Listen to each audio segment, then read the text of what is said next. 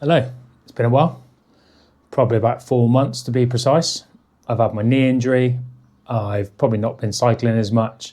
But you might be wondering why it's echoey and I look like I'm sat in a cave. I've finished my bike's garage. So started on a project last year to build a garage for my bike.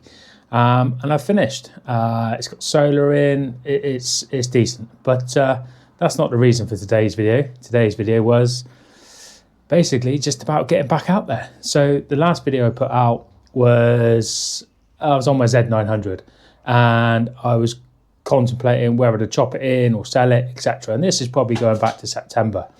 So anyway, October came and I decided to start looking around. So I wanted to look at KTM. So went out to a local bike dealer.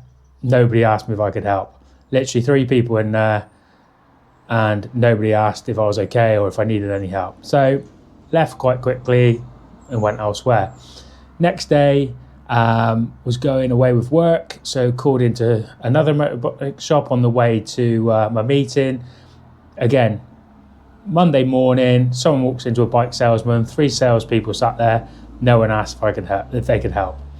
And yeah, pretty pants, money to spend. I was genuinely looking at a new bike. But so yeah, the Z900 is gone, is the long and short of it. But I didn't buy a bike from a local bike shop. I test ridden a bike, couldn't fall in love with it. And there was something about the seat on it. I just couldn't fall in love with it. It looked too much like a Bandit seat, not enough like a tidy back end. So while I was away that evening at work, I couldn't sleep for some reason.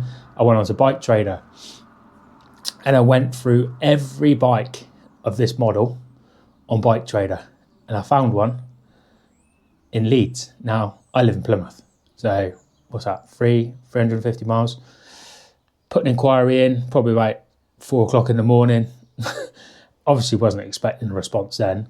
And lo and behold, 9:30 the next day, gets a call. Mr. Port, got your inquiry, would be great to have a chat with you about this bike. So we had a chat, talked about the one I had to get rid of, and lo and behold, within about 30 minutes, I was sent a personalised WhatsApp walk around of the bike, etc. And it's an absolute beauty. So what have I got? Well, I'm going to show you now. Obviously, I'm sat in the dark because there's a yellow ball.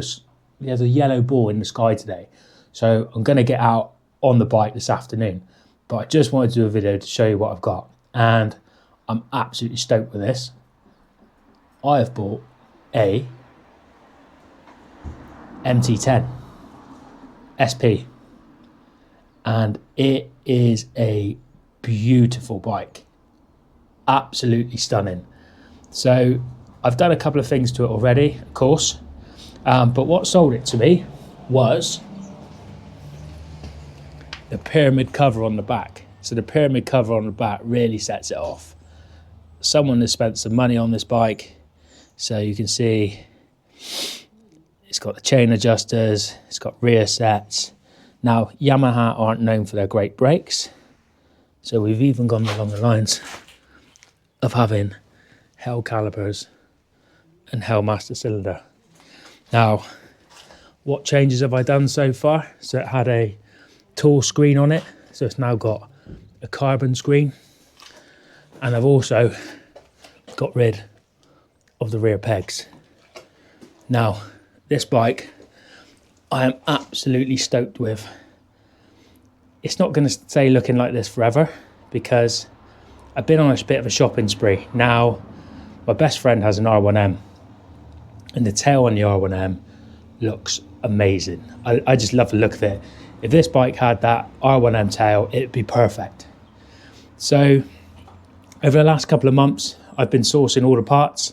You see what I've got in the top right hand corner here. And we're going to be going on a journey to put the R1 tail onto the SP10.